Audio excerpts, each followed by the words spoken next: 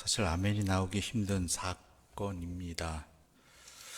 오늘 본문의 이야기를 읽으면서 우리는 한 군데를 떠올리게 됩니다. 성경에 나타난 한 지역을 떠오르게 되었지요. 바로 소돔과 고모라입니다.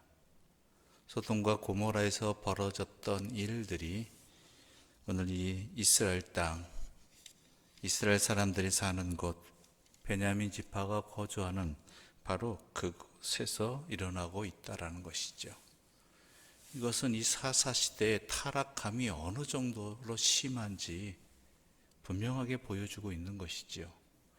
단순히 이스라엘이 타락했다 정도가 아니라 이 타락함이 어느 정도였는가, 하나님이 심판하실, 말 그대로 잔혹하게 심판하신 그 소돔과 고모라와 같을 지경이다라는 것입니다.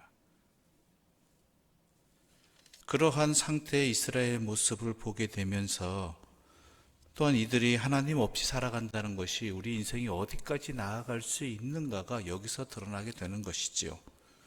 오늘 본문도 이렇게 시작합니다. 우리 1절의 말씀을 함께 읽겠습니다. 1절입니다.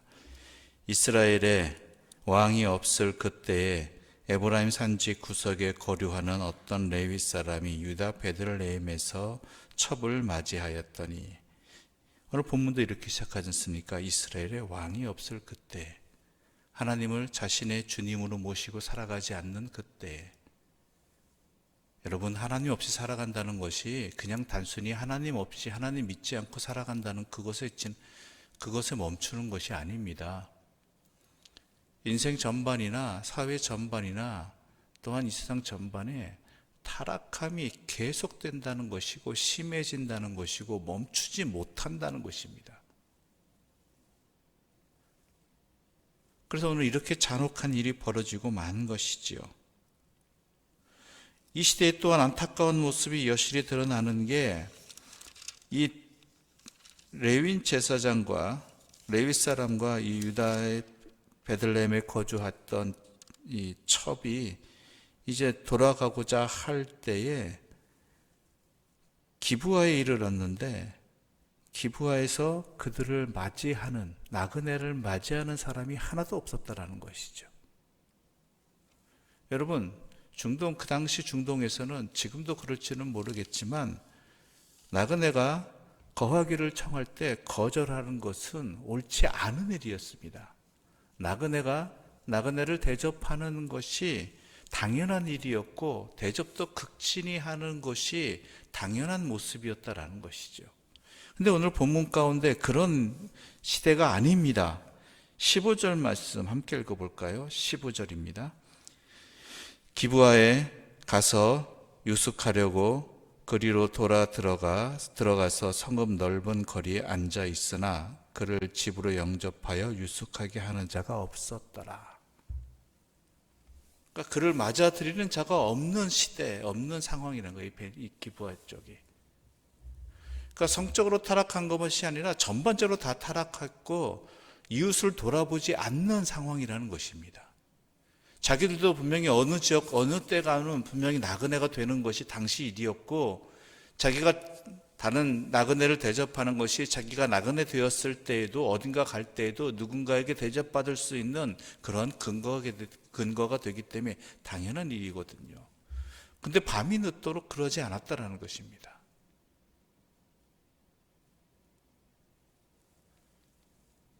그러니까 이스라엘 이 사사시대의 타락함이, 하나님도 없고 하나님도 사랑하지 아니하고 이웃도 사랑하지 아니하고 도리어 자신의 욕망을 위해서 이웃을 희생시켜버리는, 나그네를 희생시켜버리는 그러한 잔혹한 시대였다라는 것이죠.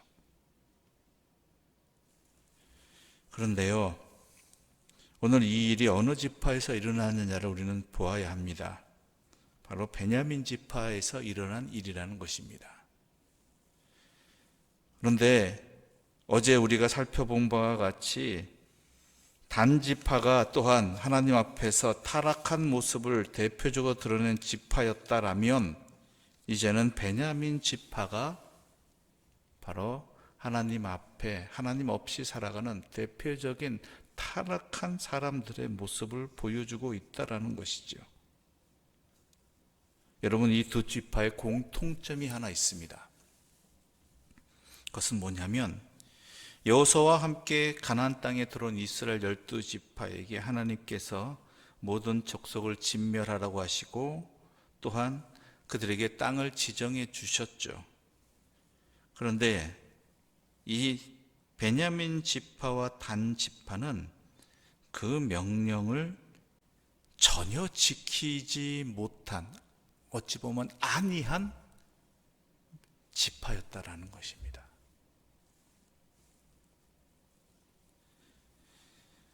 단 지파도 그러해서 자기들이 살 곳을 찾아 떠나는, 그래서 도리어 자기들의 지파가 아닌 동족의 다른 땅을 침략해버리는 악행을 저질렀다면, 이 베냐민 지파도 예루살렘에 있는 여부수 사람들을 쫓아내지 못했죠. 단지파 사람들은 아모리 사람을 쫓아내지 못했고, 도리어 그들이 단지파를 그들의 땅에서 쫓아내고 말았지 않습니까?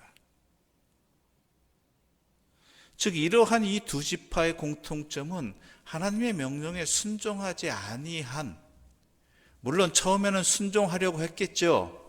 그러나 그 일이 쉬운 일은 아닙니다.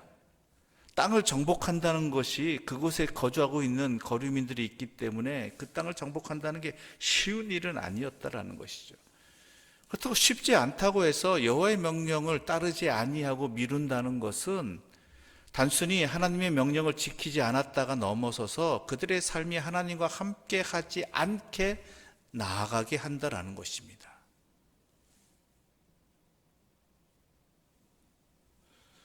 그래서 18장은 하나님의 이 명령에 순종하지 아니한 단지파의 패역한 모습을 보여줬다라면 19장부터는 하나님의 명령에 순종하지 않은 또 다른 지파인 베냐민 지파의 타락한 모습을, 얼마나 소돔과 고모라 지경까지 타락한 이들의 모습을 보여주고 있다라는 것이죠. 하나님 믿는 것이 물론 쉬운 일은 아닙니다. 하나님 말씀에 따라가는 것 매우 어려운 일이기도 합니다. 그래서 우리 힘으로 안 되는 걸 아시기 때문에 하나님께서는 우리에게 성령을 허락하여 주시고, 우리가 구할 때 하나님 말씀대로 살아가고자 하실 때 우리에게 은혜를 주시고 능력을 주시고 기회를 주시고, 또한 그 모든 것들을 허락해 주시는 것이 바로 그러한 이유 아니겠습니까? 하나님 말씀대로 살아가기 힘들다고 해서 하나님을 잊어버리고 하나님을 따르지 아니한 삶을 나가는 게 아니라 더욱더 하나님께 나아가고 하나님의 도우심을 간구하고 기도하는 것이 그리스도인의 모습이 되고 하나님의 자녀의 모습이 된다라는 것입니다.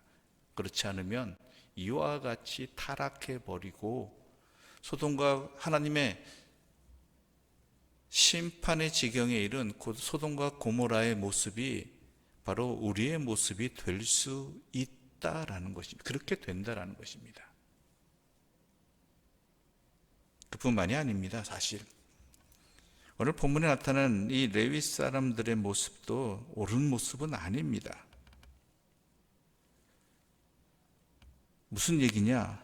당시 레위기에 따르면 레위 지파 사람, 특히 제사장은 결혼 생활에 있어서 절대적으로 하나님의 뜻에 따라야 됩니다. 레위 사람들은 하나님의 일을 위해서 구별된 사람들이었습니다.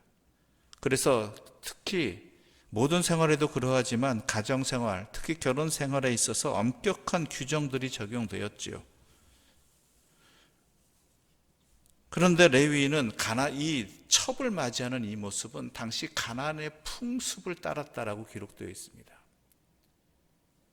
즉 레위인이 가나안의 풍습에 익숙해져 있다라는 거예요. 익숙해져 있다라는 것이죠. 그래서 하나님께서 가나안의 모든 이방 민족들을 몰아내게 하신 이유도 바로 여기에 있습니다. 나도 모르게 거기에 익숙해지고 거기에 당연시되고 그러다 보니까 그러한 편한 생활을 누리게 되는 것, 타락해가는 것이 인간이기 때문이지요. 아무튼간 이 모든 것의 원인은 하나님을 자신의 주인으로 삼지 아니하고 하나님을 제대로 섬기고자 하지 아니한 불순종의 결과들이라는 것입니다. 그래서 하나님께서는 그 베냐민 지파를 심판하시게 되는 일들이 또 뒤에 이어지게 되는 것입니다. 여러분, 다시 한번 말씀드립니다. 하나님의 말씀을 따르지 아니하고 순종하지 아니하는 것, 그것은 단순히 하나님의 말씀을 어기는 것으로 끝나지 아니합니다. 내 삶과 또한 우리의 이웃의 터전과 우리의 사회가 타락해가는 중요한 원인이 되고 또한 동력이 되는 것입니다. 그래서 그리스도인들이 중요한 것입니다. 우리 주님께서도 이 땅에 의인 한 명을 찾으시는 분이 예루살렘에 의인 한 명이라도 있으면 그 성이 망하지 않겠다라고 말씀하신 것이, 또한 소돔과 고모라에서 의인 10명을 찾으신 것도 그들이 그러한 역할을 제대로 감당할 때 그 땅이 하나님께서 회복시켜 주시는 통로가 되어지고, 또한 그 땅이 주님 앞에 돌아오게 되는 중요한 도구가 되기 때문입니다. 우리의 사회가 타락했다고 이야기를 합니다. 이 땅이 많이 어렵다고 이야기합니다. 그런데 이 모든 것을 고칠 길은, 세상은 무엇이라고 얘기할지 모르겠지만 우리 그리스도인들은 분명히 이야기할 수 있습니다. 우리 자신이 하나님의 백성으로 바르게 서는 것, 바르게 살아가는 것, 그래서 하나님의 쓰임이 되어지고, 또한 세상에 하나님의 뜻을 드러내는, 하나님의 사랑을 드러내는 그런 빛과 소금의 역할을 감당하는 것, 바로 거기에 있다라는 것입니다.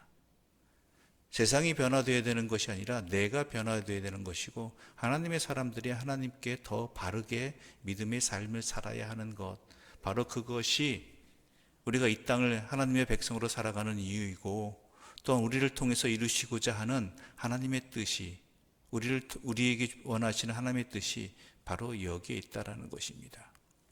우리는 이렇게 생각할 수 있습니다. 우리의 힘이 무엇이간데, 우리가 얼마나 되기에, 내 자신이 감히 무엇이간데. 그런데 하나님이 쓰실 때는 다릅니다. 하나님은 그 한 사람을 쓰시고, 그 10사람을 쓰시고, 또한 그 작은 공동체로서 하나님의 세상을 만들어 가시는 분, 우리의 힘으로 하는 것이 아니라 하나님이 하시기 때문입니다. 그러므로 우리가 분명한 그 진리를 깨닫고 우리의 사명을, 내 삶을 주님 앞에 순종하며 끝까지 감당해 나가는, 하나님 바라보며 하나님께 쓰임이 되기를 바라는 마음으로 주님 앞에 내 삶을 드릴 수 있는 하나님의 사람들 되시기를 간절히 소망합니다. 기도드리겠습니다. 하나님 아버지, 감사합니다. 타락한 이스라엘 베냐민 지파의 모습과 단 지파의 모습을 통해서 그 땅이 얼마나 타락하였는지, 그 모든 원인이 바로 하나님을 섬기지 아니하고 하나님의 명령에 순종하지 아니한 결과라는 것을 다시 한번 이 말씀을 통해서 깨닫게 해주시니 감사합니다. 하나님은 우리를 하나님의 백성으로 온전히 세우시기를 원하고, 또한 우리를 하나님의 도구가 되게 하셔서 이 땅이 하나님의 땅으로, 하나님의 또한 다스리심이 충만한 그 사랑이 넘치는 세상으로 바꾸기를 원하고 계십니다. 그럼에도 불구하고 그러한 하나님의 뜻에 따르는 도구가 되어야 될 우리 자신들이 하나님을 섬기지 아니하고 하나님의 명령에 불순종하는, 조금 해보고 어렵다고 힘들다고 하나님의 뜻을 따르지 아니하는 그러한 모습으로 살아왔습니다. 그러면서 이 땅의 어려움들이, 타락함이 참 큰일이라고 염려하기만 하지, 거기에 내 삶을 하나님께 온전히 드려 이 땅이 고쳐지기를 소망하는 그러한 기도까지 나아가지 못했습니다. 주여, 우리의 이러한 어리석음을 용서해 주시고 이 진리의 말씀을 깨닫게 해주셨사오니 우리가 주께 간구하여 주의 능력과 은혜를 힘입어 주님의 뜻에 순종하며 주님의 사람으로 바르게 살아가고 이 땅을 회복시켜 나가는 하나님의 또한 도구들이 되어질 수 있도록, 통로가 되어질 수 있도록 우리를 사용하여 주시옵소서.